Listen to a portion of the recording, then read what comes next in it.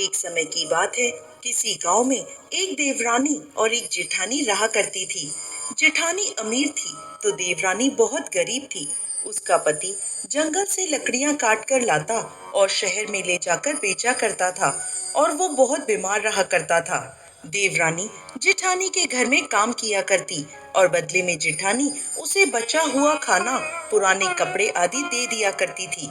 एक समय जब माघ मास की तिल चौथ आई तो देवरानी ने 5 रुपए के तिल और गुड़ खरीदा और तिल चौथ का व्रत रखा।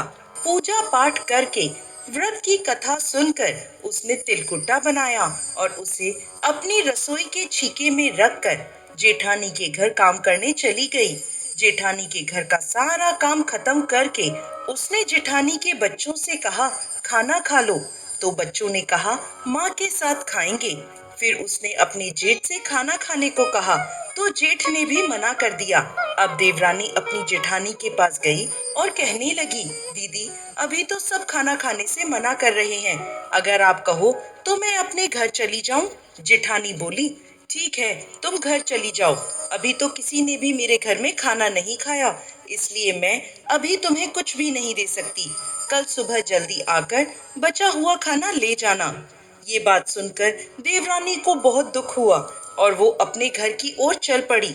उधर घर में उसका पति और बच्चे इंतजार कर रहे थे कि आज तो व्रत का दिन है, माँ आएगी तो पकवान लाएगी। घर आकर उसने सारी बात अपने पति और बच्चों को कही। ये सुनकर बच्चे रोने लगे और उसका पति नाराज हो गया। पूरे दिन काम करने के बाद भी अगर तू 2 रोटी नहीं ला सकती तो तेरे काम का क्या फायदा। ऐसा कहकर गुस्से में आकर उसने उसे कपड़े धोने के डंडे से खूब मारा। कपड़े धोने का डंडा टूट गया तो उसने उसे पट्टे से मारा। भूखी प्यासी वो बेचारी रात को पानी पीकर भूखे पेट ही सो गई। रात को उसके सपने में चौथ के विनायक महाराज आए और कहने लगे, धोबना मारी पाटा मारी, जाग रही है या सो रही है। तो वो बोली, कुछ जाग रही हूँ कुछ सो रही हूँ। गणेश जी फिर बोले, मुझे भूख लगी है, कुछ खाने को दे दो। वो बोली, मेरे घर में तो अन्न का एक दाना भी नहीं है, मैं आपको खाने को क्या दूं। लेकिन हाँ, रसोई घर के छीके में थोड़ा सा पूजा का तिलकुट्टा रखा है, वही खा लो। वो तिलकुट्टा खाकर गणेश जी महाराज उससे फिर बोले, धोबना मारी पाटा मारी, निपटाई लगी है, कहाँ निपटूं।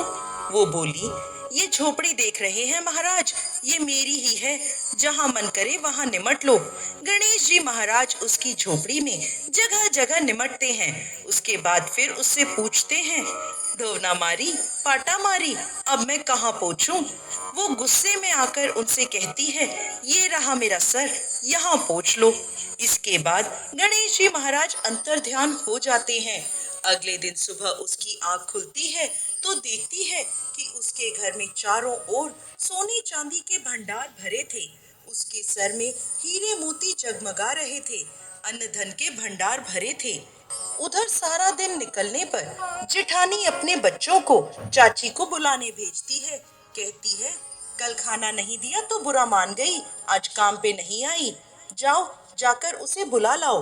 बच्चे दौड़े दौड़े चाची के घर आते हैं तो देखते हैं कि चाची के घर में तो सोना चांदी के भंडार भरे हैं। वो उससे कहते हैं, चाची चाची चलो, माँ ने बुलाया है।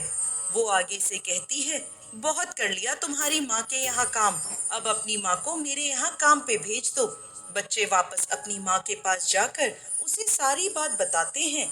जेठानी दौड़ी दौड़ी सब बात पता करने के लिए देवरानी के घर आती है और इतना सोना चांदी देखकर वो भी चौंक जाती है और देवरानी से इन सब का कारण पूछती है। तो देवरानी उसे चौथ विनायक महाराज की कृपा की सारी बात बता देती है।